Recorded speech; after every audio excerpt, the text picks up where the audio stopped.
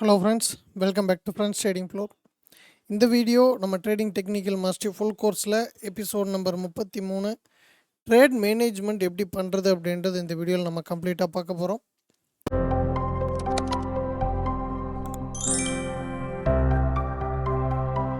அதாவதுங்க, trade management அப்படின்றது ரொம்ப சிம்பிளான விஷயம். ஆனால் நம்ம ஆளுங்க காம்ப்ளிகேட்டடாக மாற்றி மாற்றி அந்த வேலைகள் செய்வோம். அதாவது என்ன அப்படின்னா, ஒரு பை என்ட்ரியாக இருக்கட்டும் அல்லது ஒரு செல் என்ட்ரியாக இருக்கட்டும், சிம்பிளாக ஒரு ஒரு பிஸ்னஸில் ரிவார்டு அப்படின்றது எப்படி எதிர்பார்ப்பாங்களோ அந்த மாதிரி தான் ட்ரேடிங்கில் நம்ம ட்ரேடை வந்து மேனேஜ் பண்ணணும். அதாவது நம்ம ஆல்ரெடி லிக்விடிட்டி கான்செப்டில் பேசின அதே கதை தான். சிம்பிளாக ஒரு பேக்கரி கடைக்காரர் ஒரு 50 கேஜி வச்சுப்போம், 50 கேஜி ஸ்வீட் போடுறாரு. அதுக்கு அவருக்கு ஒரு 5000 ருபீஸ் இன்வெஸ்ட்மெண்ட் ஆகுது. ஓகேங்களா, 5000 ருபீஸ் ஆகுது. அவர் என்ன எதிர்பார்க்கலாம் அப்படின்னா, அந்த பொருளுக்கு அவர் கொடுக்குற குவாலிட்டிக்கு இருக்கக்கூடிய டிமாண்டை பொறுத்து அந்த ப்ரைஸுக்கு நம்ம ஒரு 1%, 2%, 3% எவ்வளோ ரிட்டர்ன்ஸ் வைக்க முடியும் அப்படின்னு சொல்லி பிளான் பண்ணி தான் ஒரு பிஸ்னஸில் ஒரு சேல்ஸ் நடக்கும்.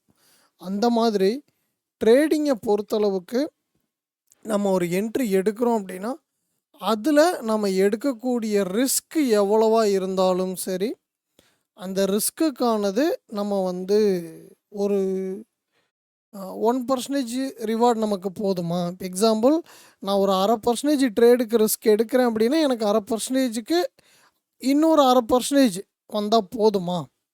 இல்லை, எனக்கு அந்த 1/2%ஓட எக்ஸ்ட்ரா 1/2% சேர்த்து 1% எனக்கு ரிவார்டு கிடைக்கணுமா? இல்லை, எனக்கு வந்து நான் ஒரு 1/2% ரிஸ்க் வைக்கிறேன் ட்ரேடுக்கு, பட் எனக்கு கேபிட்டலில் 1.5% வரணும். That means 1:3. அந்த மெத்தடில் நான் ட்ரேடில் ப்ராஃபிட் வந்து எதிர்பார்க்குறேனா அப்படின்றத நீங்கள் எதை வச்சு வெரிஃபை பண்ணலாம் அப்படின்னா, உங்களோட ட்ரேடிங் பிளானை பொறுத்து. அப்போது ஃபஸ்ட்டு விஷயத்துலேருந்து நம்ம யோசிக்கணும். எப்படி?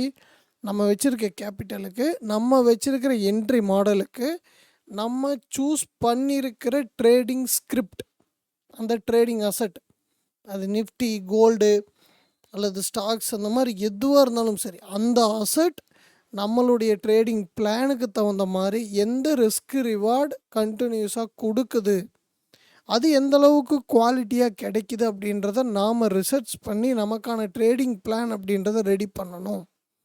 அந்த பிளானை ரெடி பண்ணும்போது மட்டும்தான் உங்களுடைய ரிஸ்க் ரிவார்டில் கான்சென்ட்ரேஷன் நீங்கள் பண்ண முடியும். அதில் கான்ஃபிடென்ஸ் அப்படின்ற ஒரு விஷயம் வரும். அதாவது என்னென்னா, இப்போ சிம்பிள், நம்ம ஏதோ ஒரு பேட்டர்னில் இந்த இடத்துல பை போட்டோன்னு வச்சுக்கோங்களேன். சிம்பிளாக இந்த புல்லிஷ் எங்கல்ஃபிக்கு ஒரு பை போட்டிங்க, இந்த ஸ்டாப் லாஸ் வந்து ஒரு 30 பாயிண்ட்டு, எனக்கு ஒரு 1:5 அப்படின்றது வெஸ்டிங் சிம்பிளாக. ஓகேவா? ஆனால் உங்கள் மனசு என்ன அடிச்சுக்கும் தெரியுமா? இந்த பை, இந்த செல்லு, இந்த செல்லு, இந்த செல், இதெல்லாம் வரும்போது ஐயோ போயிட மாட்டிருக்கே நம்ம ஸ்டாப் லாஸு. சரி, திரும்ப போயிட்டான், திரும்ப ஒரு கான்ஃபிடென்ஸ் வரும், அப்பா உடச்சிட்டான்டா. அடுத்து என்ன, இந்த ரெசிஸ்டன்ஸை உடைக்கலையே, ஐயோ திரும்ப ப்ரைஸ் கீழே வருதே அப்படின்ற அந்த பயம் அப்படின்றது வரும். ஸோ இதுக்கு நீங்கள் என்ன பண்ணணும் அப்படின்னா, இந்த இடத்துல ஆகக்கூடிய ரிவர்சல் எனக்கு மேலே தான் போகுன்ற கன்ஃபர்மேஷனை நீங்கள் பண்ணிக்கணும். ரைட், எல்லாமே நான் பண்ணிடுறேன்.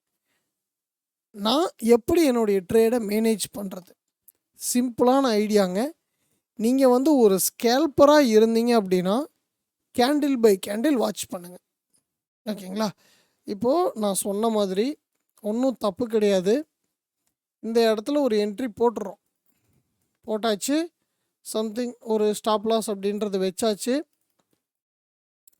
1:2 1:3 நான் வந்து என்னுடைய ரிவார்டுக்கு தகுந்த மாதிரி, அதாவது என்னுடைய ரிஸ்க்குக்கு தகுந்த மாதிரி என்னுடைய ரிவார்டை நான் எதிர்பார்க்குறேன்.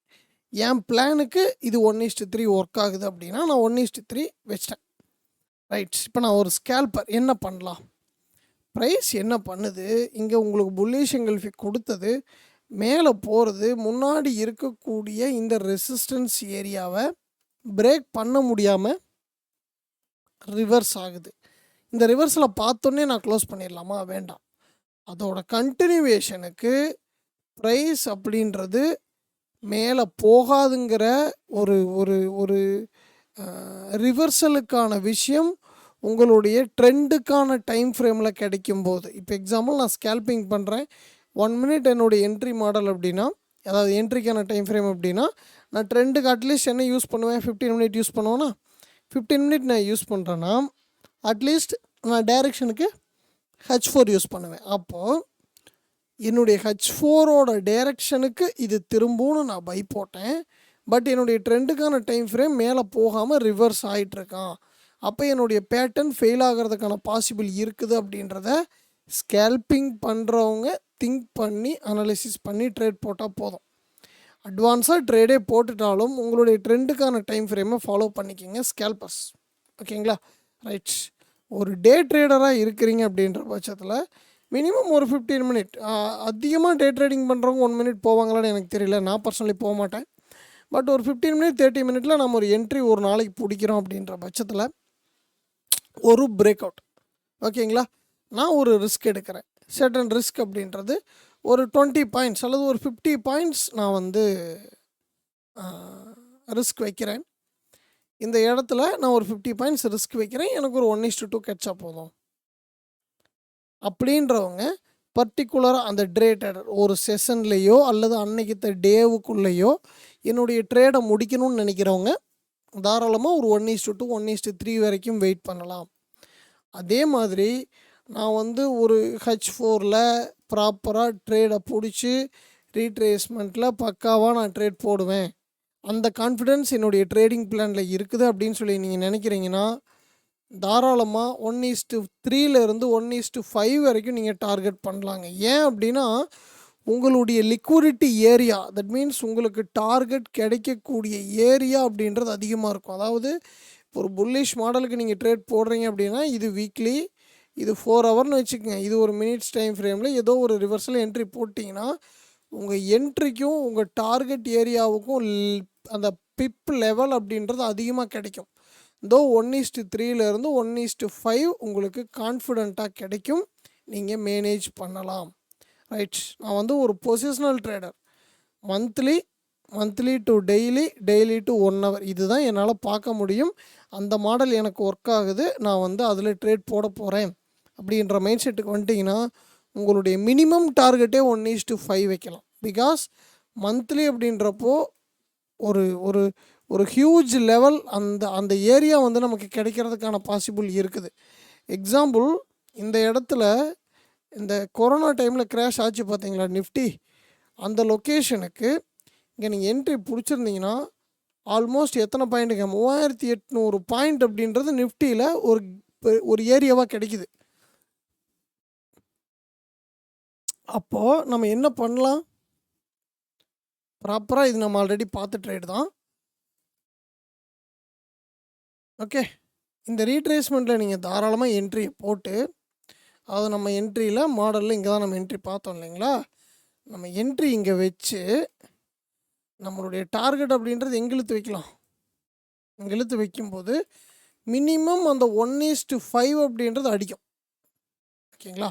ஸோ உங்களுடைய டைம் ஃப்ரேமுக்கு தகுந்த மாதிரி உங்கள் ட்ரேடிங் பிளானில் என்ன ரிஸ்க் ரிவார்டு கிடைக்குதுங்கிறத நீங்கள் பிளான் பண்ணி மார்க்கெட்டில் அனாலிசிஸ் பண்ணும்போது உங்கள் ட்ரேடை வந்து நீங்கள் ப்ராப்பராக மேனேஜ் பண்ணலாம்.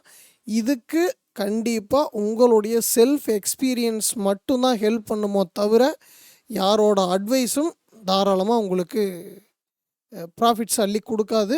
பிகாஸ் ட்ரேட் எடுக்கிறது ஈஸியாக எடுத்துடலாம், யார் சொல்கிறத வேணாலும் கேட்டு ட்ரேட் ஈஸியாக எடுத்துடலாம். பட் அதை மேனேஜ் பண்ணி ப்ராஃபிட்டபுளாக கொண்டுட்டு போகிறது உங்களுடைய எக்ஸ்பீரியன்ஸில் இருந்து அந்த ஸ்ட்ராட்டஜி உங்களுக்கு வரணும். ஓகேங்களா? ஸோ இதுதான் ட்ரேட் மேனேஜ்மெண்ட்டில் நான் கொடுக்கக்கூடிய ஒரு அட்வைஸ். இது சம்மந்தமாக டவுட்ஸ் அல்லது ஏதாச்சும் உங்களுடைய தாட்ஸ் இருந்தால் கமெண்ட் பாக்ஸில் சொல்லுங்கள். உங்களுடைய டவுட்ஸ் எதாவது கேட்கணும் அல்லது நான் சார்ட் ஷேர் பண்ணி கேட்கணும், எனக்கு இந்த மாதிரி விஷயங்கள் தேவை அப்படின்னு நினைக்கிறீங்கன்னா நம்மளுடைய கம்யூனிட்டி, டிஸ்கார்ட் கம்யூனிட்டி அல்லது டெலிகிராம் கம்யூனிட்டியை நீங்கள் தாராளமாக யூஸ் பண்ணிக்கலாம். ப்ராப்பராக ரிஸ்க் அண்டு ட்ரேட் எல்லாத்தையுமே மேனேஜ் பண்ணி கம்ப்ளீட்டான ஸ்கில்லோடு நீங்கள் உள்ளே வரும்போது நல்ல ட்ரேடராக வரலாம். ஒரு ப்ராஃபிட்டபுளான ட்ரேடராக ஃப்யூச்சரில் வளர்கிறதுக்கு என்னுடைய வாழ்த்துக்கள். அண்ட் அடுத்த வீடியோ எபிசோட் நம்பர் 34 ட்ரேடிங் சைக்காலஜியில் ஃபியர் அப்படின்ற ஒரு விஷயம் ஒரு ட்ரேடரை எந்த அளவுக்கு பாதிக்கும், அதிலிருந்து நம்ம எப்படி மீண்டு வரலாம் அப்படின்றது அடுத்த வீடியோவில் பார்க்கலாம்.